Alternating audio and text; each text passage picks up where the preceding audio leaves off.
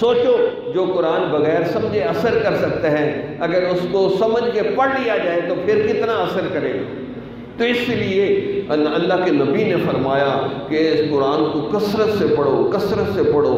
اس قرآن سے محبت کی وجہ سے ہزاروں بندوں کی نہیں، لاکھوں بندوں کی بخشش ہوگی، یقین کریں، لاکھوں بندوں کی بخشش ہوگی۔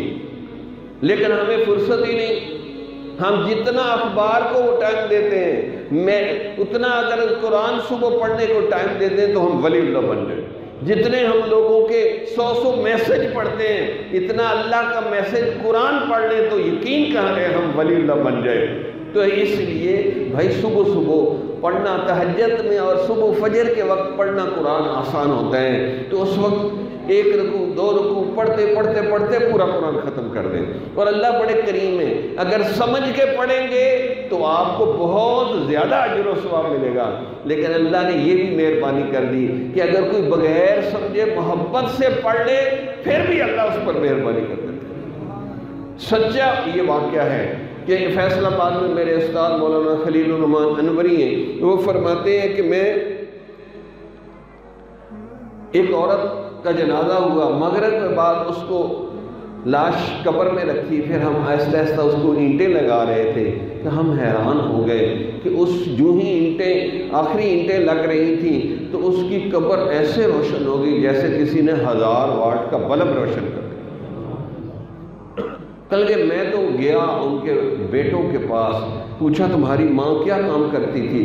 انہوں نے کہا یہ گھر کے ضروری کام کرتی اور دن رات ہر وقت قرآن پڑھتی رہتی تھی۔ اس قرآن کی محبت نے ان کی قبر کو جنت کا باغ بنا دیا۔ ایسے واقعات بھی ہیں۔ ایک میانی صاحب لاہور میں قبرستان ہے، بڑا پرانا ہے،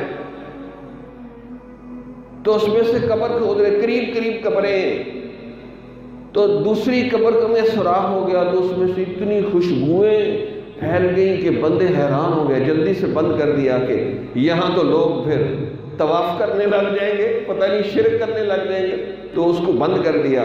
اور قبر کھودنے والے سے پوچھا کہ یہ کس کی قبر ہے؟ انہوں نے کہا انارکلی لاہور سے کوئی مردہ دفن کرنے آئے تھے، تو انہوں نے اس کے گھر کا پتہ پوچھا، وہاں گئے اور ان سے پوچھا کہ تمہارا یہ والد یہ کون تھا؟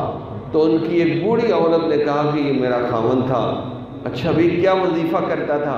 انہوں نے کہا کوئی وظیفہ نہیں کرتا تھا، بس ریڑھی چلاتا تھا، بڑی مشکل سے زندگی گزاری ہے، ہاں 5 وقت کی نماز پڑھتا تھا لیکن قرآن نہیں پڑھ سکا تھا، کسی وجہ سے قرآن نہیں پڑھ سکا، لیکن اس کو قرآن سے بہت محبت تھی جس کی وجہ سے یہ صبح اٹھ کے قرآن کے اوپر انگلی پھیرتا، یہ بھی میرے رب نے سچ کہا ہے، یہ بھی سچ کہا ہے، یہ بھی سچ کہا ہے، یہ بھی سچ کہا ہے، کرتے کرتے پورا قرآن ختم کر دیتا۔ اس محبت کی وجہ سے اللہ نے ان کی قبر کو جنت اور خوشبو کا باغ بنا دیا۔